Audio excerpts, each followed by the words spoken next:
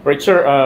JDV's comments po. Tanong ko lang po, nakita ko kasi yung logo ng West Philippine Sea Task Force. 2016 pa pala. Bakit kung kailan lang po kayo napunta na sa pwesto at CPBBM, ngayon lang po namin naramdaman na meron palang ganyang ahensya?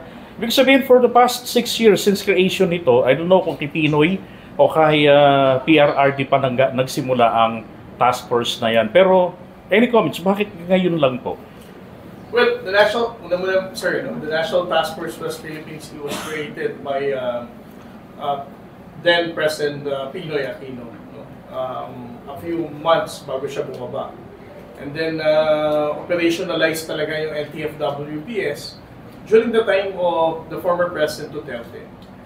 The chairman then of the NTFWPS is General Esperon, being the National Security Advisor.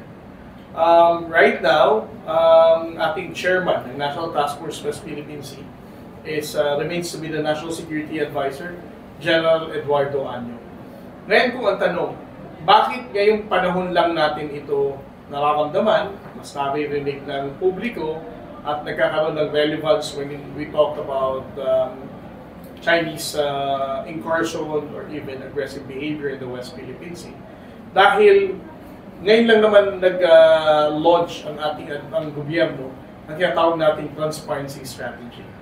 It is during this administration, kung saan the national government believes na it is the obligation of the national government to provide the right information to the Filipino people para malaman ng bawat Pilipino ano ba talaga ang nangyayari dito sa West Philippine Sea, ano ba ang napagdadaanan ng Armed Forces of the Philippines at ng Coast Guard, harassment ng mga mangingisdang Pilipino.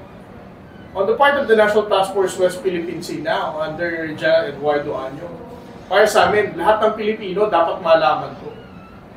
Lahat ng Pilipino dapat malaman nyo kung ano din ang efforts ng gobyerno natin for us to maintain our presence in the West Philippine Sea. This is the reason kung bakit ngayon, mas angat ang NTFWPS kumpara sa mga nakaraang administrasyon. Pero kung ang tanong mo, sir, where was I nung nakaraang mga panahon, no? Bakit ngayon lang ako mas naging maingay pagdating sa NTFWPS? I have a very good excuse, no? From 2017 to 2021, nag-PhD ako sa Japan. From 2015 to 2016, nagma-masters din ako sa Japan. So, basically, nung panahon nung nakaraang administrasyon, wala ako dito sa Pilipinas. And fortunately, nung pagbalik ko na, I was designated by the Coast Guard as a spokesperson for the National Task Force West Philippines. Thank you. Next. Sir, may question na ako. Kasi may napanood kasi akong interview sa inyo nakaraan na yung mga nangyayari dati sa past administration na pangaharas ng China, parang hindi natin siya pinapublish sa mainstream media o hindi natin pinapaalam sa national television kung anong talagang totoong nangyari. Sino po ba yun, sir, kung meron man tao, sino po ba yung nagbabawal o pumipigil para malaman din namin kung anong totoong nangyari that time, nung nakaraang administration, na nagkaroon na pala tayo ng harassment with China? Well, una sa lahat, sir, I cannot speak for the previous administration who really calls the shot kung ano ang mga impormasyon na pwedeng bitawan sa publiko, ano ang mga impormasyon na pwede lang ilahad sa publiko, but for this current administration, I can respond to your question clearly na ang lahat ng nangyayari na to, na desisyon natin na magsapubliko ng lahat ng mga insidente sa West Philippine Sea is in accordance with the guidance of the President. Kaya nga na sinabi ko, ang ating pong Pangulong Bongbong Marcos, he gave the promise of not surrendering a square inch of our territory to any foreign power. Naniniwala siya na ang bawat Pilipino, the moment na bigyan mo ng tamang informasyon, they will have a much more patriotic feeling towards the West Philippine Sea. Ito ang dahilan kung bakit we decided and the President decided to support the transparency efforts in providing the Filipino people kung ano talaga ang nangyayari dito sa West Philippine Sea. Thank you po. Commodore Toriela, ito po, ang tanong ko lang po, Ano kasi ang sinasabi po ng mga madalas sa mga DDS na inadala daw tayo ni Pangulong Bongbong Marcos sa gera. Gera daw ito ng mga Amerikano at saka ng China. Tapos, ang ginagawa daw ni PBBM ay nagpapakatuta daw. Yan yung mga kanilang mga sinasabi na alam naman natin na hindi ito. Ano po yung masasabi niyo tungkol dito, sir? But every time nakakarinig ako ng mga ganyan tanong, I always walk them to the memory lane. 1995, 3 taon pagkatapos umalis ng base militar ng Amerikano dito sa Pilipinas. Because they left in 1992. 3 years after that, 1995, the Chinese government took the mischief freak from us. Una, sabi nila, this is just an ordinary fisherman shelter. So they occupied Mischief Creek 3 years after umalis ng Amerikano. Ang unang tanong dyan, kasalanan ba ng Amerikano na nawala sa atin ang Mischief Creek dahil umalis sila? Di ba?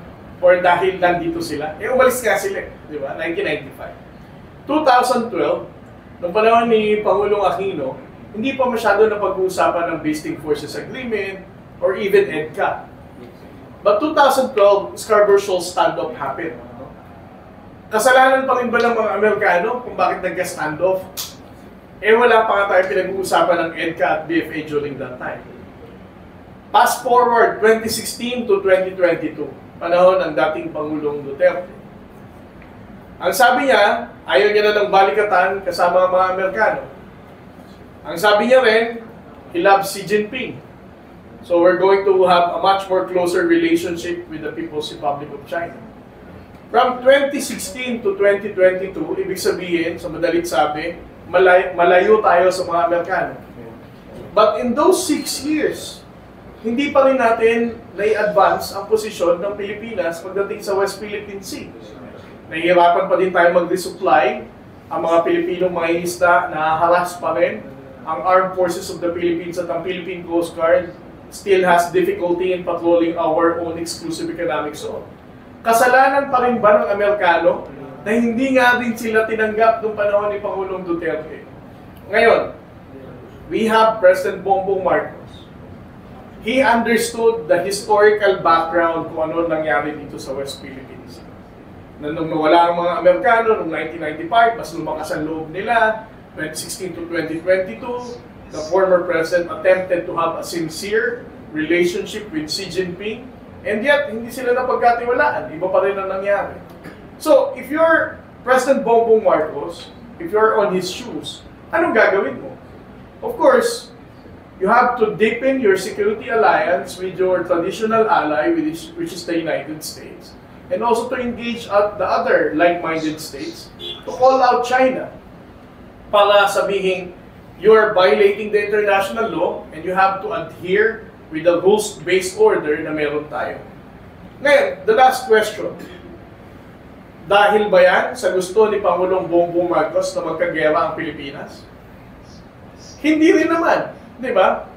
Hindi naman pinili ni Pangulong Bongbong Marcos na pumunta sa Amerikano at sabihin, girahin natin ang China at magpapakatuta ako sa inyo. Di ba? Kaya nga minsan sinasabi ko how sure are those trolls na ang China will go to war because of the West Philippine Sea? Buti pa nga sila Alam nila, they can even speak for China, nagigirahin tayo. Samantalang ang China yata ngayon, hindi nila alam kung makikigera sila o hindi. Diba? I think that's the #1 issue na dapat nating i-address. Sa mga trolls na nagsasabing magkakagera dahil sa ginagawa ni Pangulong Bongbong Marcos, di sana nag-declare na si Xi Jinping noon pa. Wala naman Diba?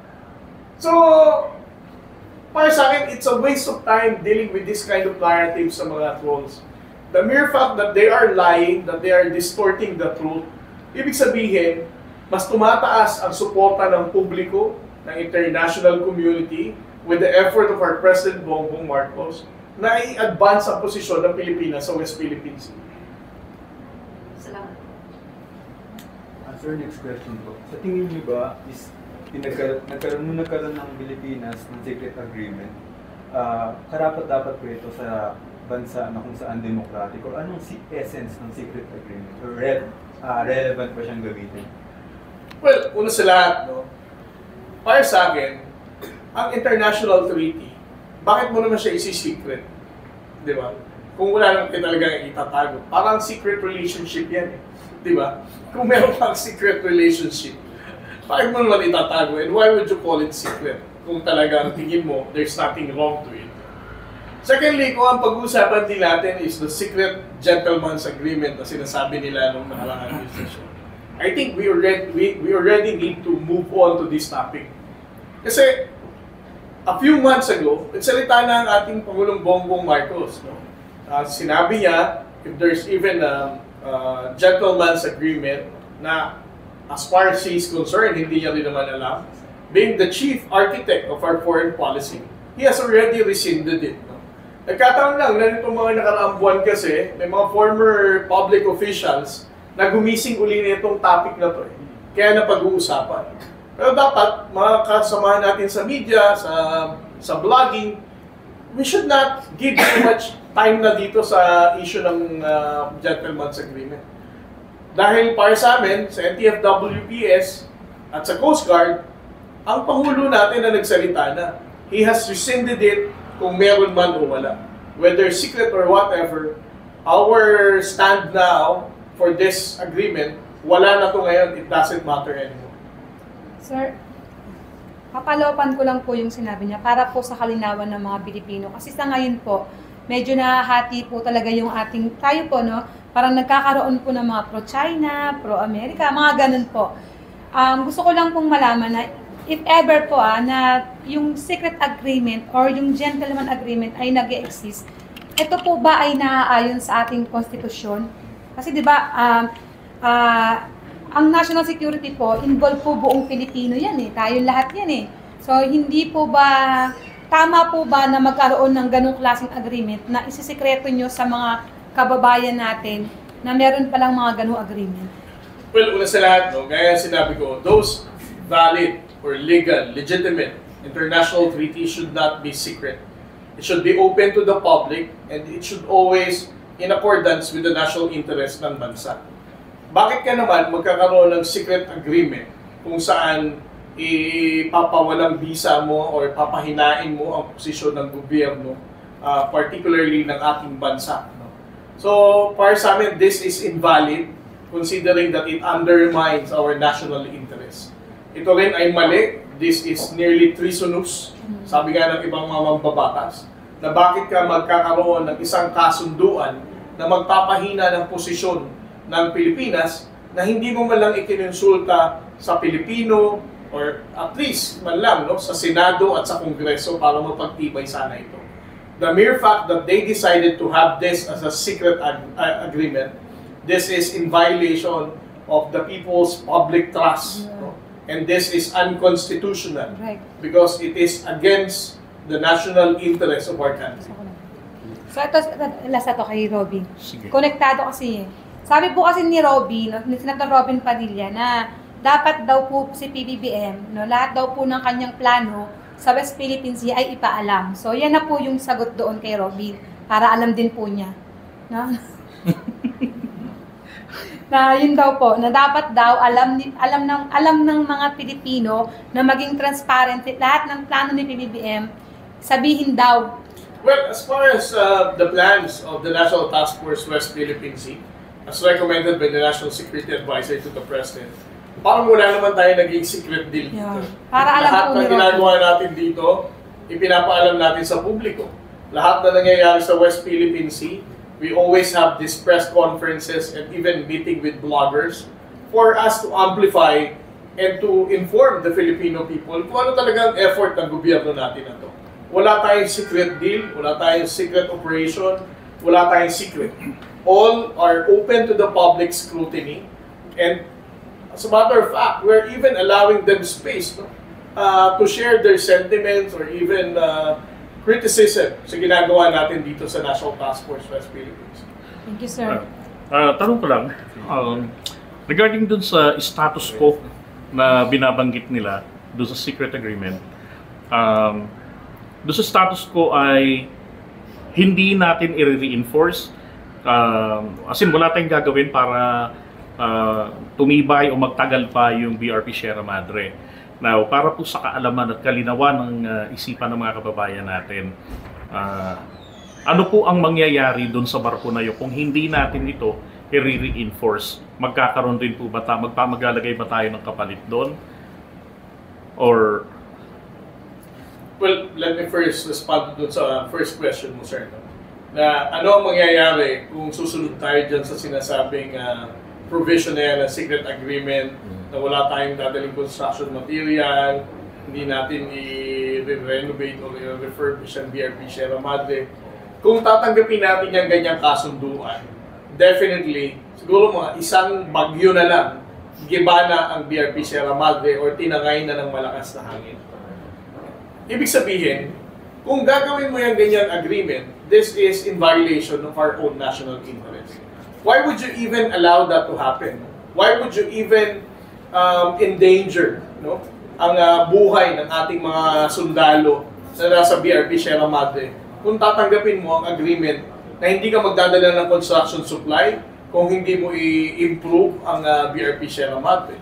Pangatlo, ang BRP Sierra Madre is intentionally grounded dito sa Ayungin Shoal.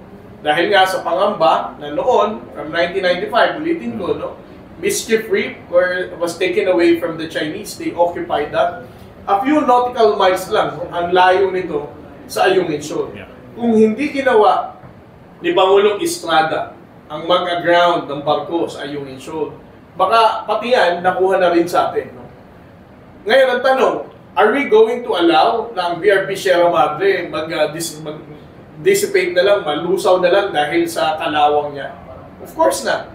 Kung ikaw, presidente ka, meron ka talagang concern sa sambayan ng Pilipino, sa kasundaluhan na nakastation dito, you're not going to engage with that kind of agreement because you're weakening the position of our military establishment in these areas. Secondly, hindi mo na isinaalang-alang ang posisyon ng gobyerno. At pangatlo, bakit ka naman magpapauto sa interest ng China? Sir, from the youth po, they have question. How can the youth adequately prepare for the escalating tensions in the West Philippine Sea? Is military service a necessary avenue for us to prepare for potential conflicts? Gusto mo ba sagot nita English o Tagalog? Okay na kahit ano. Tagalog. Una sa lahat, ang de-escalating tension should not be coming from the Philippine government. Because as far as the escalation of tension in the West Philippine Sea is concerned, hindi naman tayo nag-escalate ito. So, there's no such thing as for us to de-escalate it. Kasi we're just on the receiving end of the provocative action of China. Pangalawa, ang tanong, do we really need to elevate ang response na natin dito ng gamitan na natin ng military? Di ba parang ganyan ang question mo? I mean sir, the military service, kailangan po ba mag-take ng military service ng mga kabataan? Sige. Sagutin ko muna kung bakit ang ating administrasyon has a very calibrated efforts in the West Philippine Sea.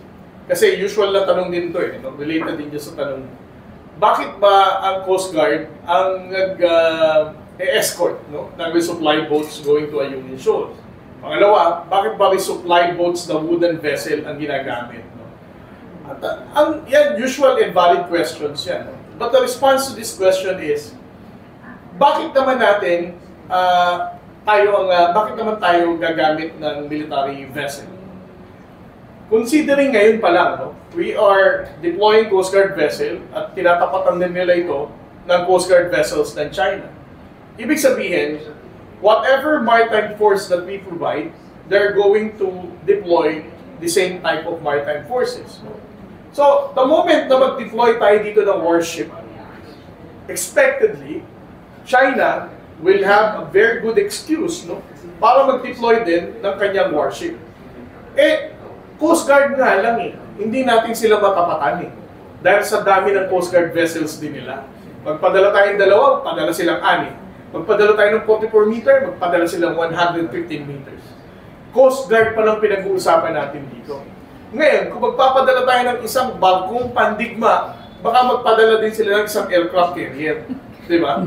Or magpadala sila ng napakaraming submarine na kahit isa nga, wala rin tayo. So, are we really ready to elevate the tension to that level? Hindi. Di ba? Secondly, si Pangulong Bongbong Marcos has always given the Coast Guard and Armed Forces of the Philippines a reminder, that despite of the provocative action, the bullying behavior ng China, the Armed Forces of the Philippines and the Philippine Coast Guard should still maintain level of professionalism in dealing with it. This is the very main reason kung bakit kahit anong water cannon ang gawin sa atin, hindi tayo nagwa-water cannon, di ba? What is the strategic gain na makipag-water cannon ka sa kanila? Kung kahit ang Coast Guard vessel natin may water cannon. Ano ang magigain natin dyan? Ano, nakipagbasaan tayo ng tubig? Diba? Yes, San Juan. Ngayon, yung question mo, military service. I mean, right now, no, with the last survey that was conducted, I think it was January yata nalabas, kung saan sinasabing more Filipinos now are willing to fight for the sovereignty ng ating bansa. And this is already a welcoming opportunity. No? Katulad nga kanina, sila ma'am nga, tsaka sila sir. Gusto na nilang magpa-reserve sa Armed Forces of the Philippines. Ito ay dahilan dahil sa pagkakaroon nila ng kabalayan na, no? Kung ano ang pinagdadaanan natin sa West Philippine Sea. So, I think the military service, encouraging people to join the reservists, is already a good sign, no? That we are already winning this information operation against the fake news of the Chinese. Lastly po sir, as we have observed po these past months po, mostly po ng mga kabataan, regardless of their affiliations or ideologies, they are inclined and supported the stance of our president. Now, in what ways po can the youth actively participate po in upholding the sovereignty and safeguarding the territorial integrity of the West Philippine Sea po? Well, before I respond to your question, since youth ang nagtatanong yan, ipo-plug ko muna, no? Meron tayong takbo pa sa West Philippine Sea. Kung ikaw ay kabataan na gusto mag-healthy-healthyhan, we're going to have a takbo para sa West Philippine Sea. It will be a trilogy run organized by Run Rio sa July 7. Ito ay gaganapin dito sa Manila, and then in August sa Cebu, and then September in Davao. No? So, sa mga kabataan, ngayon, nag-figure out pa kung ano magagawa nila sa West Philippine Sea. Sign up, join sa takbo para sa West Philippine Sea. This is also another effort to strengthen our advocacy for the West Philippine Sea. Ngayon, another serious response na, no? Ang mga kabataan nating Pilipino, alam naman natin na lahat yata ng social media platforms meron sila. Facebook, Instagram, TikTok, YouTube, di ba? Parang lahat eh. Kung ikaw, kabataang Pilipino, na nagre-relax ka lang naman sa bahay mo o sa kwarto mo dahil it's either bakasyon ka or wala kang klase pa, no? Ang para sa akin, the other patriotic duty na magagawa nila while they're enjoying the comfort of their homes is to look at the social media and then call out itong mga fake news peddlers na to. Imagine, no? Kung lahat ng kabataang Pilipino magko-comment sa mga fake news na isinusulat ng mga kilala naman natin kung sino, no? At alam naman natin na ang sinulat talaga nila ay maling impormasyon at they are just parroting the Chinese narrative at hindi ito totoo. Imagine kung karamihan ng kabataan na dadaan sa social media nila na to ay magsasabing this is fake news, this is the right information. Madali lang naman mag-google kung ano talaga ang tamang impormasyon. So, for our modern day hero ng mga kabataan, the most important contribution that you can give to our fight for the West Philippine Sea through your social media is to call out the fake news and misinformation na pinapakalat ng mga trolls.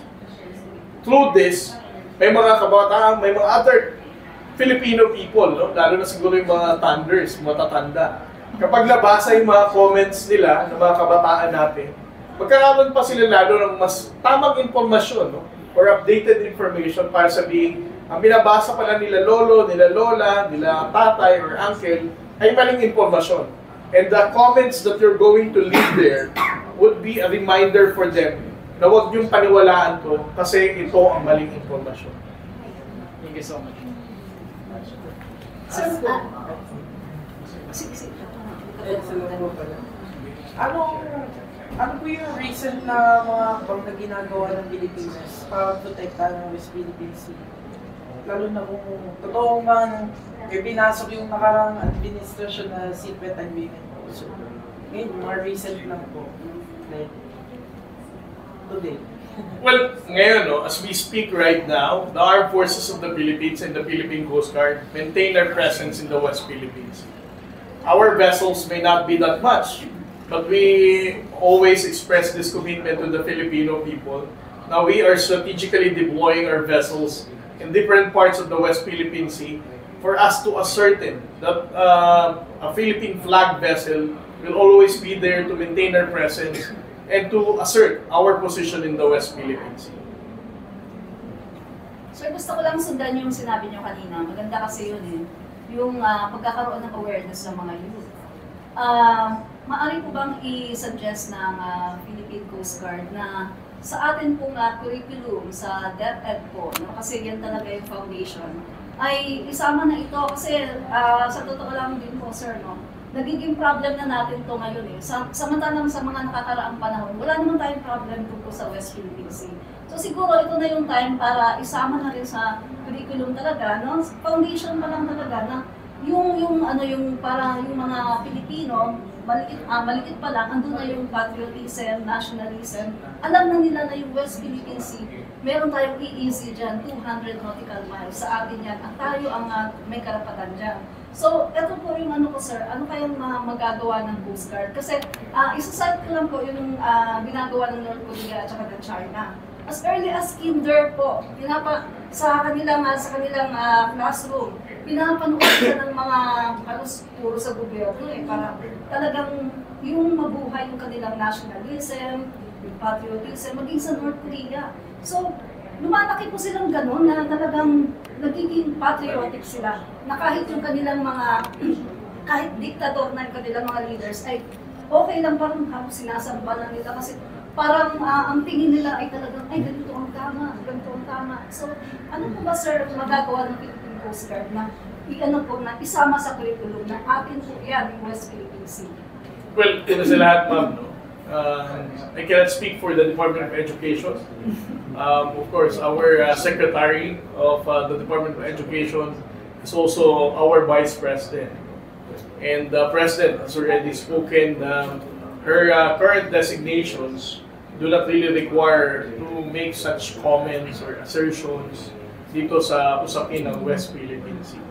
But on our part, no, particularly the National Task Force West Philippine Sea, believes na education, not just spreading information, is really something that is very important for us to provide and institutionalize itong posisyon natin pagdating sa usapin ng West Philippines. Naniniwala din po kami na ganyan dapat. As early as, first grader, meron na silang konsepto na ang parte ng Pilipinas. Pag sinabing Pilipinas, ang West Philippine Sea, parte ng Pilipinas. Imagine kung ang bata pa lang, may ganyan ang mindset. Siguro hindi na sila masisway ng mga pro-China clones para sabihin ang West Philippine Sea ay sa China. Diba? So, we also support this kind of efforts. No? But again, gaya nga sabi ko, we are not the one deciding on the curriculum of our education system. However, ipapasok ko sir, ma'am, yung takbo ng West Philippine Sea. Yes. Kung napanood nyo ang press conference ng takbo ng West Philippine Sea, binanggit ni Coach Rio na some portion of the revenue or the profits ng takbo para sa West Philippine Sea will be donated sa ating National Task Force West Philippine Sea for the publication ng educational materials to spread information sa West Philippine Sea, no? Na magagamit ng ating mga kababayang Pilipino. Ito po ay isang comic book project, no? Ang title po ng comic book project na to ay ang mga kwento ni Tito Jun. Ang comic book project na to ay kinonsepto ng Philippine Coast Guard. It has actually 4 parts. No? Ang unang parts ito, katulad ng sinabi nyo ma'am, is for the general public to understand ano ang, kumbaga, UNCLOS for dummies. No? Ano ang territorial sea, ano ang continental shelf, contiguous zone, and so on. And then the second part of it is, mag-explain naman ito, ano ang posisyon ng Pilipinas sa West Philippines. Bakit sinasabi ng mga tao ng gobyerno na ang West Philippine Sea ay sa Pilipinas talaga? Pangatlo, it will also have bird's eye view kung ano talaga naging desisyon ng arbitral award. And then the last one, na para sa akin, ito yung pinakamahalagang part ng comic book. Kasi, yung mga characters doon, ng mga kabataan, nag-uusap-usap sila, ano ang impact ng West Philippine Sea para sa kabataang Pilipino. Paulit-ulit ko sinasabi, no, na hindi man natin ma-appreciate pa ngayon kung ano talagang significance ng West Philippine Sea. Kung hindi natin naiintindihan kung ano magiging impact nitong pagtindig natin sa West Philippine Sea. Napakadali lang nito para malaman natin. Let us remember na wala na tayo dito sa mundong to. Pero sa mga kabataang Pilipino na susunod na saling lahi ng Pilipino, kung hindi natin titindigan ito ngayon at ipamimigay na natin sa China, wala na silang matatawag na West Philippine Sea. And that's what really matters in our fight for the West Philippine Sea. Dahil ang laban natin sa West Philippine Sea ay laban para sa kabataang Pilipino. Right, sir. Question na.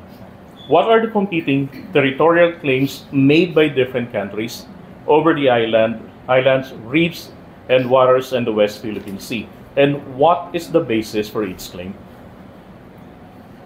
Well, there are different explanation kung ano ang posisyon nito. There are the countries that are competing in the entire South China Sea, and especially on those portions that falls within the exclusive economic zone of our country, is that you have the Philippines, Vietnam, Malaysia, and then China, no? And also Brunei. Pero ang basihan nito, no?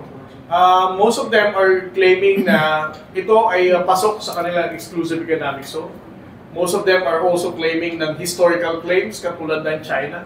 Pero in terms of physical occupation, isa din ito sa nagiging batayan.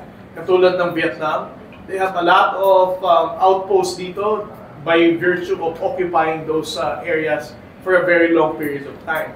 Pero among Southeast Asian countries, ang napag-intindihan natin dito when we signed the 2002 DOC, no, in Declaration of Conduct, is that one, wala na mag-o-occupy ng after 2002 DOC na pinirmahan din naman ng China, ay wala nang additional occupation dun sa mga unoccupied areas na violate ng China.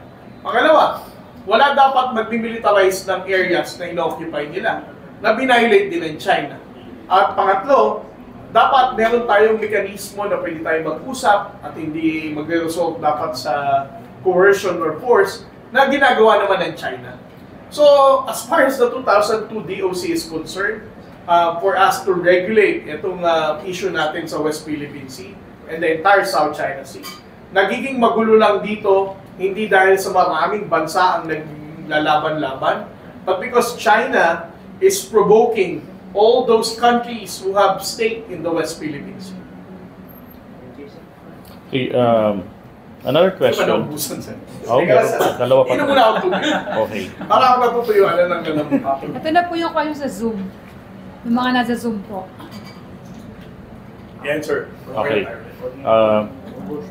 With increasing tensions in the West Philippine Sea, the Philippine Coast Guard's role as the civilian component to our maritime security has already been put in the spotlight. And with it came much needed funding for the PCG in the 2024 budget. Despite the increased budget allocation, that is clearly still not enough to match the PCG's ambitions to a world-class agency uniform service. Now, here's a question. Can you give us a brief overview on the Coast Guard's modernization roadmap for the next few years? What assets is it looking to get as part of its wish list And what's your ballpark estimate on how much that would cost? Well, first of all, we need to understand that the modernization of the Philippine Coast Guard, although there is still no modernization law that supports our Coast Guard modernization, we have to give credit to the former President Pinoy Aquino. Way back in 2013, he's actually the first president, no, that supported the acquisition of new vessels sa Japan. And then, nung umupo naman si Pangulong President Duterte in 2016, his biggest contribution to our modernization is for the Coast Guard to have an approval of personnel expansion. Before, in 2016, the number of personnel of Coast Guard is only limited to 8,930. When he stepped down, the Coast Guard has already reached 20,000 plus. But during the time of President Bongbong Marcos, during his first year, nakapag-increase ng Coast Guard ng 10,000. The Coast Guard now is 30,000 strong. And I think it's still fair to say na sa panahon ni Pangulong Duterte, na i-justify natin ang increase ng Coast Guard to become 37,869. Which means for every coastline kilometer, there should be a Coast Guard personnel. So, in terms of the personnel programming, that is our target by 2025. For the Philippine Coast Guard to become 37,869 strong. For the Coast Guard modernization, last November, President Bongbong Marcos has announced that he has already approved the NEDA board resolution for the acquisition of 5 97-meter vessels. Right now, the 97-meter vessel that the Coast Guard has, there are only 2. No? Ito yung pinirmahan ni Pangulong Duterte noong nakaraan. So ngayon, for President Bongbong Marcos, he wanted the Coast Guard to have 5 more of those. Itong 97-meter vessels natin na to will be used by the Philippine Coast Guard for a longer duration of patrol in the West Philippine Sea. Imagine, those 2 97 meters, one is stationed here in Manila, kung sakaling may pangangailangan sa Luzon at Visayas, and then the other one is in Palawan. Ang 97-meter natin na to, nag-iisa lang, in short, pagdating sa West Philippine Sea. That's why for President Bongbong Marcos, he wants to have 5 more of those. It will be delivered by 2026 or early 2027. If you're going to ask me, what is our goal for the modernization? I think the first thing that the Coast Guard really need to have is port facilities. As a matter of fact, ang Coast Guard ngayon ay wala talagang port facility. Ang mga Coast Guard vessels natin na bilyon-bilyon ang halaga ay moored pa or nakikiparke pa sa mga Philippine Ports Authority. And in those instances, na kailangan may didikit na commercial vessel sa isang port facility somewhere around, in the entire country, ang Coast Guard vessel natin ay paaalisin para padikitin ang commercial vessel. And of course, kailangan nilang kumita. No? We cannot also blame them. That's the economic side of the PPA. So ngayon, for our prioritization of projects, that's the first thing that we need to have. Port facilities. Ang Coast Guard nga ang liit-liit ng national headquarters sa likod ng Manila Hotel. Di ba? Kaya nga ang office namin nandito na Dahil we cannot also be accommodated sa national headquarters. So that's the first one. Port facilities, bigger headquarters to sustain our efforts, not just for the West Philippine Sea, but in providing our riding public for maritime safety and even maritime law enforcement and marine environmental protection. The second is more vessels. No? Ang barko lang natin na yan, kukonti pa lang talaga. And we're only talking about the West Philippine Sea. The Coast Guard has other mandates for maritime safety, maritime law enforcement, and even marine environmental protection. Marinig nyo sa mga nakaraang balita tungkol every time na mayroong oil spill, no? Coast Guard din naman ang nandyan. So, that's the second thing, acquisition of more Coast Guard vessels. And then third one, of course, is our acquisition of aircraft and helicopters. It will always take longer time, no? Kung bagong ipapadeploy mo, for example, kung kailangan mag-search and rescue. But if you have an aircraft, para ma-identify agad kung saan ang location ng vessel of interest or personnel na nagkaroon ng nawawala or search and rescue, mas mabilis sana. But right now, we only have 2 Coast Guard helicopters, no, that has to cater the entire country. Kawawa, no? And then we also have 2 fixed-wing aircraft na has to cater also the entire Luzon, Visayas, Mindanao. So, more acquisition of aircraft as well. Sir, ano lang, kasi di ba pag nakita pa rin image dun sa habang binobomba tayo ng water cannon, talagang nakakaawa yung Pilipino eh. Parang ano mo na, parang ikaw yung binobomba ng isang David and Goliath. Goliath. So, ano po ba ngayong sa Marcos Admin?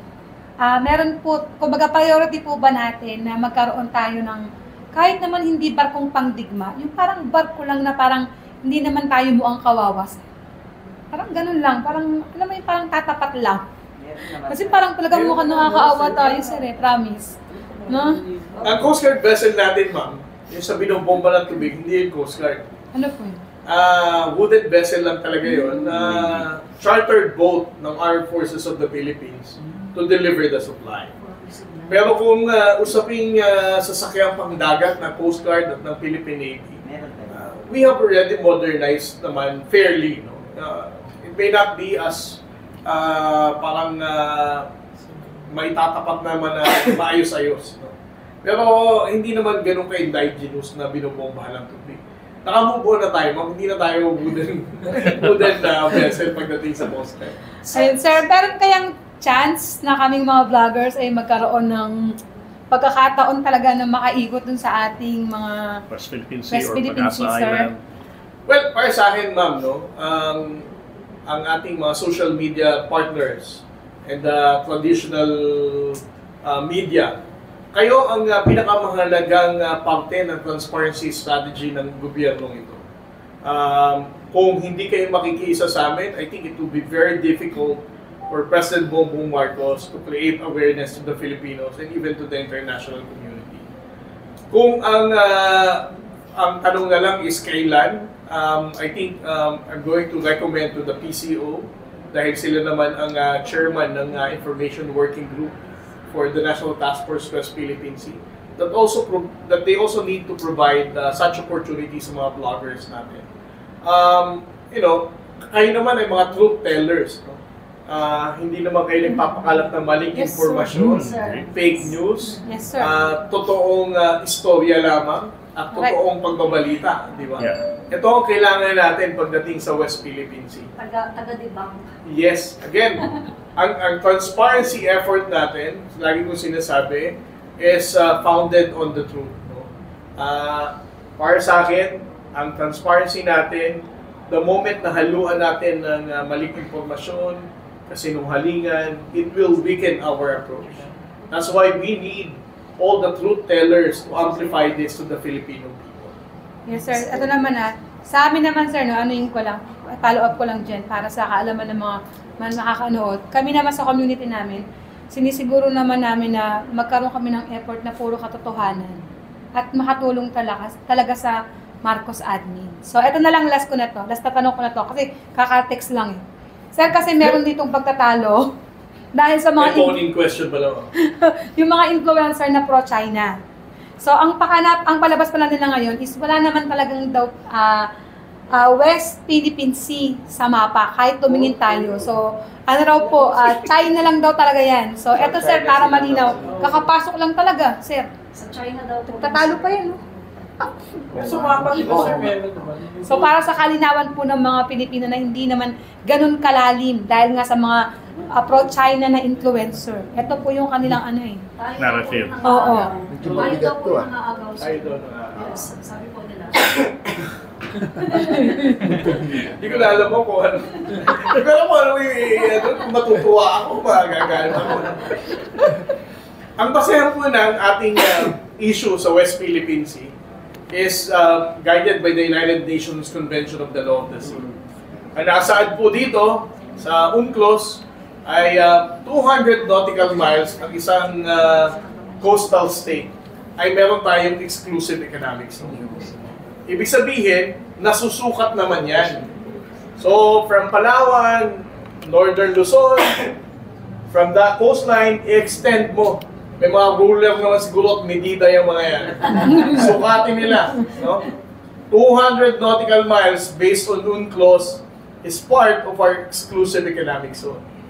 Ngayon, kung hindi sila naniniwala, sukatin din nila ulit. Punta sila sa China, sa mapa, gamitin na naman nila yung mga matitibay nila ruler at medida.